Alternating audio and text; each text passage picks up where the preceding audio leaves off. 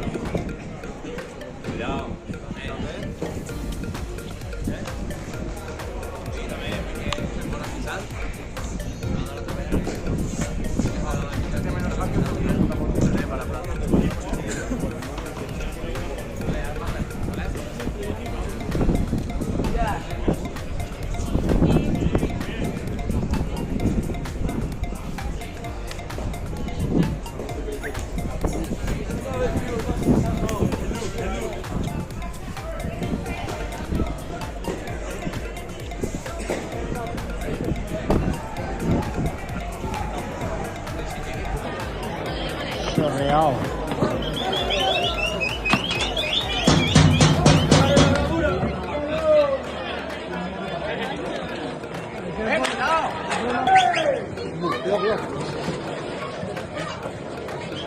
Allá no, allá, muy bien. Ahí para allá.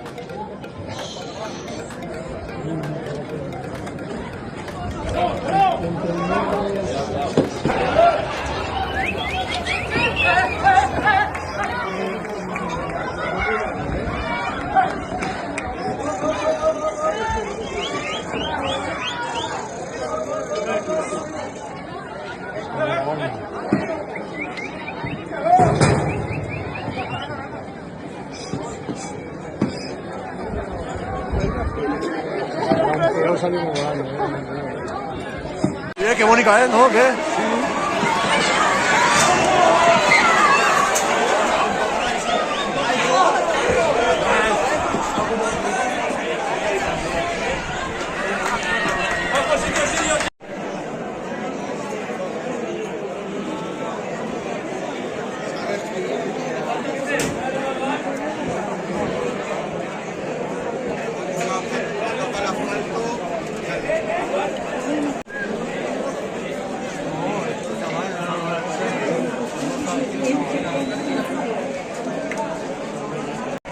Sí, mira, ¿cómo va? Dime.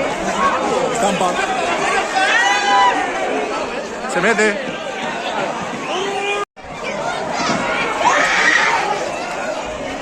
Cerrado, está cerrado. Está cerrado.